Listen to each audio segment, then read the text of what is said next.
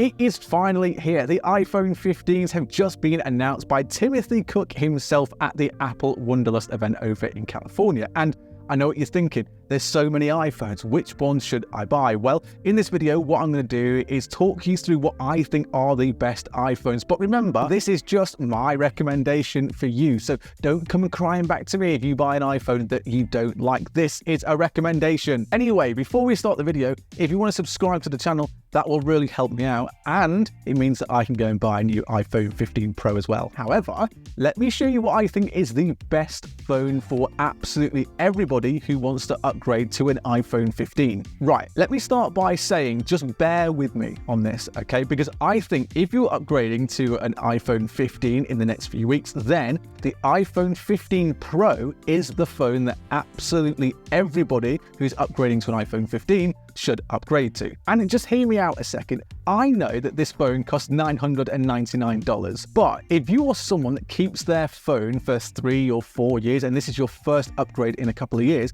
then it makes total sense to go for the iPhone 15 Pro. The iPhone 15 Pro is just going to give you so much more than buying that regular iPhone 15. The iPhone 15s this year didn't get a huge amount of new features, so the Pro phones are always the phones that get the biggest and best features. And like I said, if you upgrade every couple of years, then the Pro phone makes sense to go and get. Even without any of the new features this year, you still get a 120Hz Pro motion display, which, trust me, if you've only ever used 60Hz before, jumping to 120Hz on a Pro phone, you will absolutely see the difference, and that on itself will be a huge upgrade. You also get my favorite feature in a Pro phone, and that is the always-on display. And I know the always-on display is 12 months old already, and it wasn't implemented massively well because the battery life took a hit when you use that always-on display.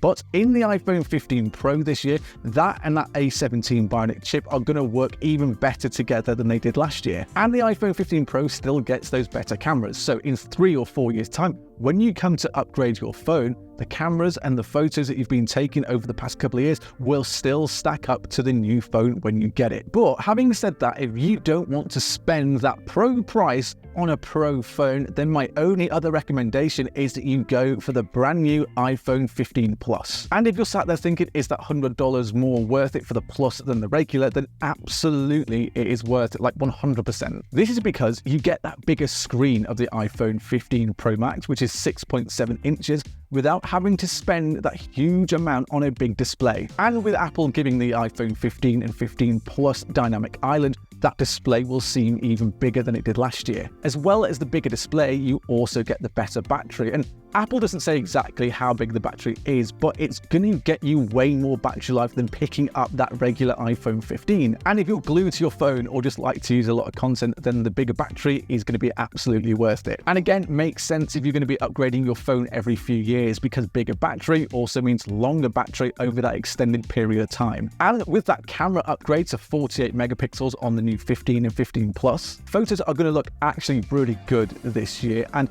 not as good as a Pro phone, but they're still going to look pretty decent without having to spend that Pro Max money. And as well as that, you still get some of those features that iOS 17 are bringing to the 15 Pros in the regular 15 and 15 Plus. But what about the other iPhone 15s released today? Well, I would only say that you go for the regular iPhone 15 if A, you prefer the colors, and they are really good this year, and B, you really just don't like bigger phones, but you want a new phone, so you go for the iPhone 15. And of course, if you want the biggest, the best, and you want to spend all your money on a phone, then the 15 Pro Max is obviously the way to go, because you get that enhanced camera with the new periscope lens. And if you really want to play with that new button on the side, then this is, you have to go for the 15 Pro Max.